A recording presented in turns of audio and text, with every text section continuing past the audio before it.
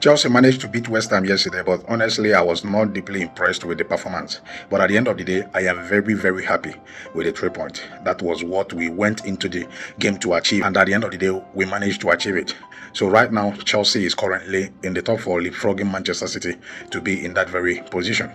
But yesterday, I was particularly impressed by the substitution that Enzo Maresca made. He had to remove Jackson earlier, in order to introduce Madueke, and also brought in Pedro Nieto when he substituted Madueke.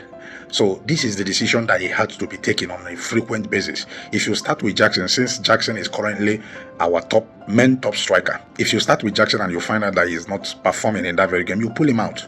By the time you do that and you introduce Madueke on a regular basis, Jackson will feel threatened. So there is need for Enzo Maresca to be introducing Madueke gradually, because Jackson is actually feeling he's untouchable. That's why he goes about missing chances game in, game out. On the other hand, the transfer window has eventually ended, and here are the outgoings at Chelsea. You're already aware that Renato Viega has joined Juventus, while Cesare Casadei also joined Torino on permanent basis.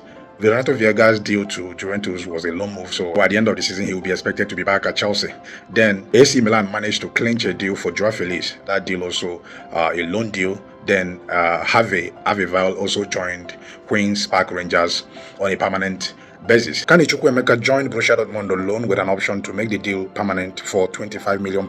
Then on the other hand, Chilwell also sealed a deal to Crystal Palace, while Desasi joined Aston Villa, both on loan. I know that Chelsea fans are particularly happy that Desasi is no longer with us, and we pray that he performs well at Aston Villa so that Chelsea can be able to recoup at least the amount that they paid AS Monaco to sign him. Then on the other hand, Chelsea managed to sign Saint Etienne defensive midfielder Mathis Amougou. Mathis Amougou is a French under-19 international, and he's a defensive midfielder. This guy is just like Ramirez. You remember I was talking about the experience, that Chelsea needed experience in this team, but I was surprised that they had to go for a player, this very player that is just 19-year-old. But from what I have seen from this player, he's a very, very fantastic, young, talented midfielder. So I hope, because that defensive position is where Chelsea is currently lacking because of Lavia's consistent injury record. So Chelsea managed to brought in a defensive midfielder, which Chelsea owners actually said when the transfer window was still on that they are looking to bring in a midfielder. So I was hoping that they could go for a more established player, but at the end of the day, they settled for Mathis Amougou. So I hope that he comes into this team and manages to help Chelsea. Of course, Nicola Jackson will remain our top 9 for now, at least until the end of the season. So let's us just keep our fingers crossed and see where Chelsea finishes at the end of this very season.